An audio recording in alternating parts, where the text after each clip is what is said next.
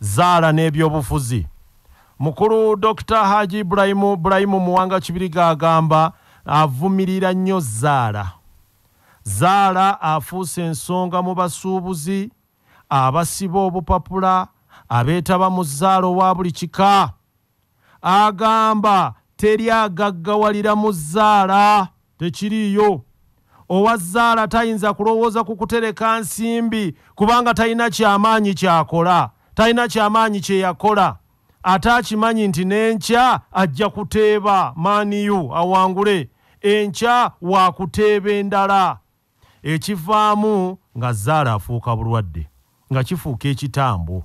Lw'otawangudde ng'oyongera ng'oyiwayo nga bakuba, ng'onona ze watereseeka nga bakuba, ng'okwata ku kapito nga bakuba.